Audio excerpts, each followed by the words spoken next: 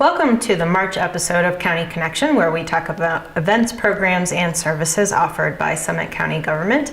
I'm your host, Public Affairs Coordinator Julie Suter. Thanks so much for joining us.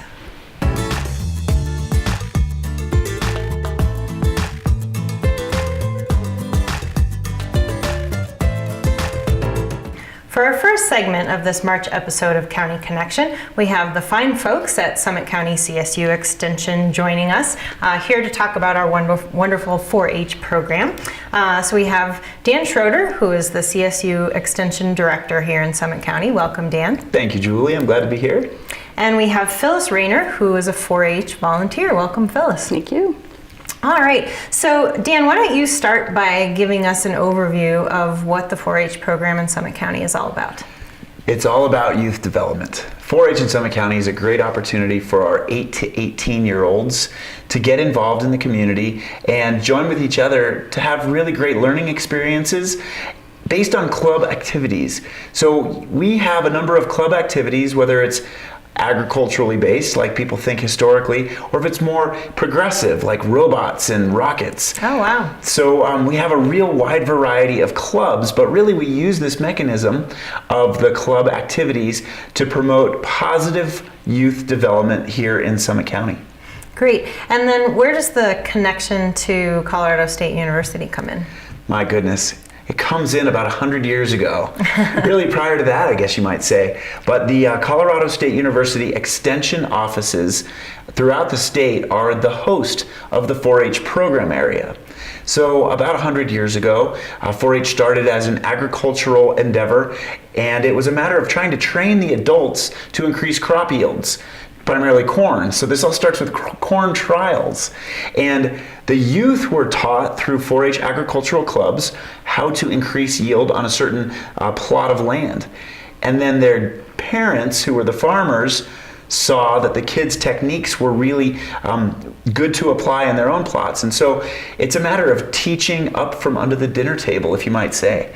So today we still have many agricultural clubs throughout Colorado, and in Summit County we have a few agricultural clubs, but we're a little different here at 8,000, 9,000 plus feet. Sure, I'd imagine you'd have to be with a shorter growing season. Our growing season is about, like, however long you want to say, right, Phyllis? It is a little bit shorter than many other parts of the state. Mm-hmm. So we end up being more of this mountain resort setup where robotics and rocketry, like I said, is our STEM program. We can talk about that a little later, but we do mountain biking and fly fishing and hiking and some of these other things that would be more pertinent to the Rocky Mountains. All right. So who is eligible to participate in 4-H programs as far as kids in the community? And the kids, really, it's any child who has an interest, who is 8 to 18 years old. Okay. So this is really our core elementary, middle school, and as we trickle into high school. And really when we have younger kids interacting with older kids, we get this cross age, I don't want to say generational because they're somewhat close to each other, but this learning that goes on between, which is really positive and healthy for the spectrum of the age groups. Okay, so the programming for 4-H really does depend on volunteers in the community. So tell us how that structure works. And this is what it all comes down to, is we're looking for volunteers to help us support the 4-H club programming here in Summit County. And so it takes interested, dedicated adults who like children, who are interested in helping to grow positive young people, who will then become contributing members of our society. They would volunteer and help our kids grow through these club-based activities. Excellent.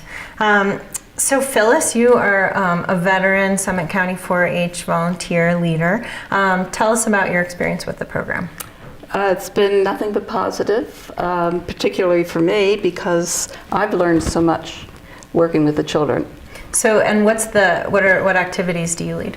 Well, we started out before we had gardens in the summer. And so we had a winter gardening club, and that was rather limited because we couldn't get outside. But then when the gardens came, now our summer, and we plant gardens. We have our gardens now in Frisco. We plant a variety of vegetables that will grow at 9,000 feet. And then we have projects while we wait for our vegetables to mature, which takes a while. Okay. So what kind of projects? Let's see. We've done wildflower hike. So we go up to Jay's in Shrine Mountain, spend a night, and learn about wildflowers. We've learned to freeze and dry herbs. We've learned to build our own gardens. We call them lasagna gardens because they're stacked in a case, and the children can take that home and make their own garden. We're going to do the worm composting this year. Cool. We've done pressed flowers. We've done dried fruits and vegetables. And then, we focus on our plants. Excellent. And I hear that you have a lot of eager beavers, that your particular club is busting at the seams every year. They've been really good. And we do have some younger children. We've had kindergartners and first grade, which makes a very different club. And then probably the oldest have been 9 to 12. So anyway, it's very diverse, and I have repeaters now that are coming back. Great. Which really makes it a lot of fun for all of us. And the parents like it too. Great.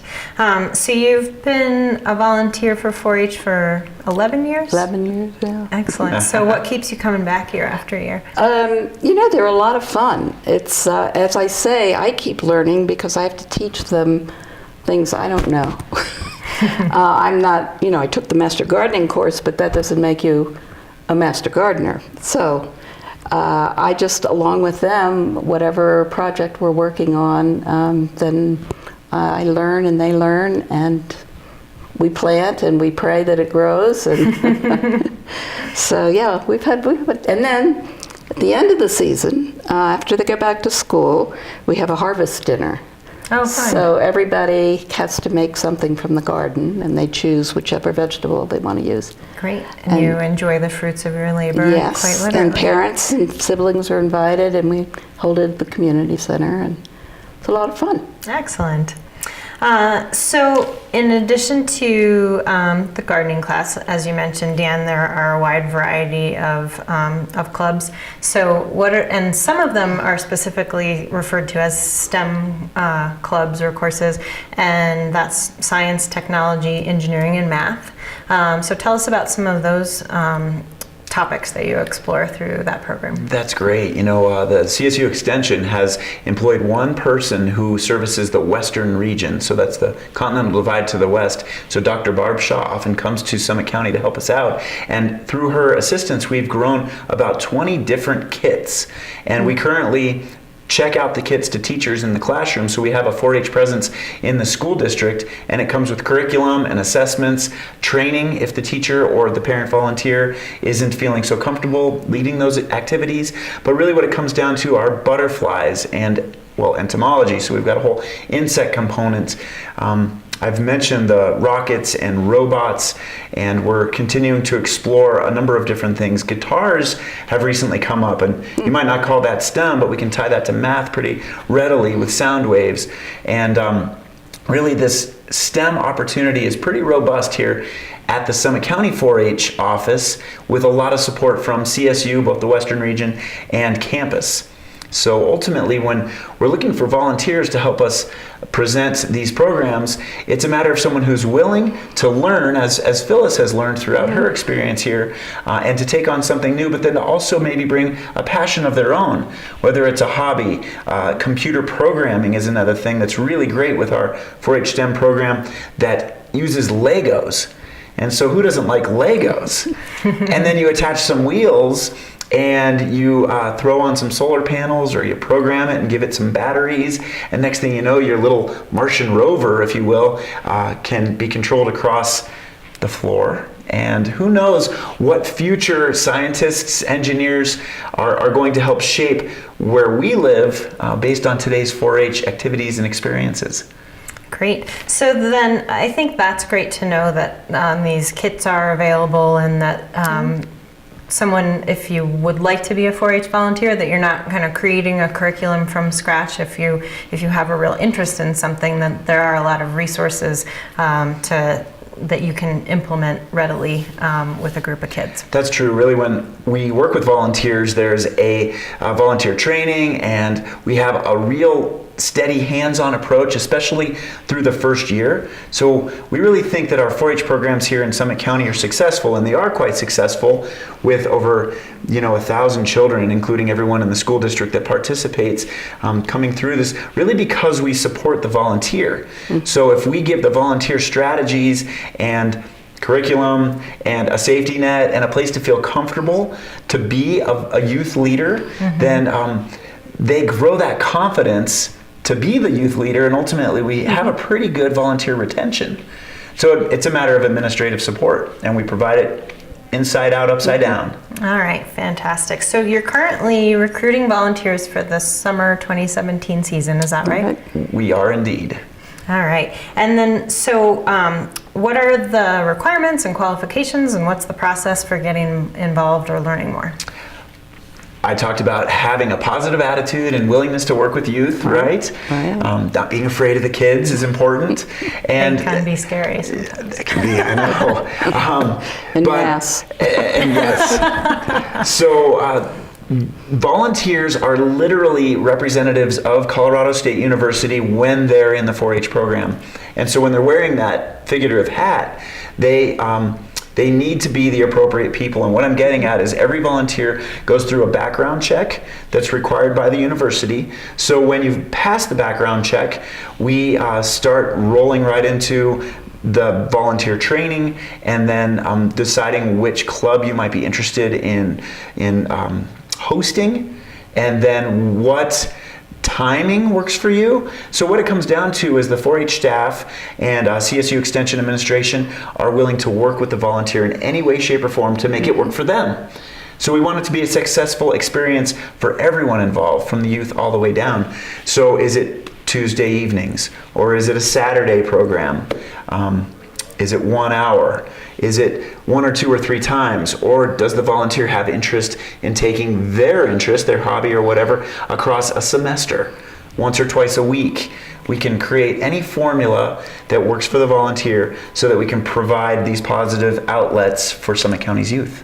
So it's a really flexible format that can be adapted to people's schedules and needs, and the amount of time they're able to devote. That's what? Yes. Yes. All right. And also the support, the booklets that we have for the gardening club. There are 3, maybe 4, with ideas and how-to for the leader and projects for the children that are really helpful. Got us launched, and now we've just extended it from that. Great. All right. So Dan, for folks who are interested in learning more about becoming a 4-H volunteer, how should they get in touch with you? I would say the best way to get in touch with us is to contact the Colorado State University Extension Office in Summit County. People can go to the website, which is summitcountyco.gov/extension. And to zoom in on the 4-H program, it's summitcountyco.gov/4-H, as in 4-H. So then our program manager of the 4-H programs is Kathy Kralik, and any interested volunteers would be working directly with Kathy. Her phone number is 970-668-4142, and again, it's the CSU Extension Office. We sit in the main branch library in Summit County in Frisco, and people are welcome to come on by anytime and either meet with us face-to-face, come on to the office and explore the opportunities, or give us a call or investigate it quietly on their own through the website. All right. Sounds fabulous. I hope we have a lot of new and returning 4-H volunteers this summer. So do we. We do. All right. Dan and Phyllis, thanks so much for coming in today. Thank you. Thanks, Julie. All right, we're going to take a quick break, but don't leave. We've got plenty more things to talk about during County Connection this month.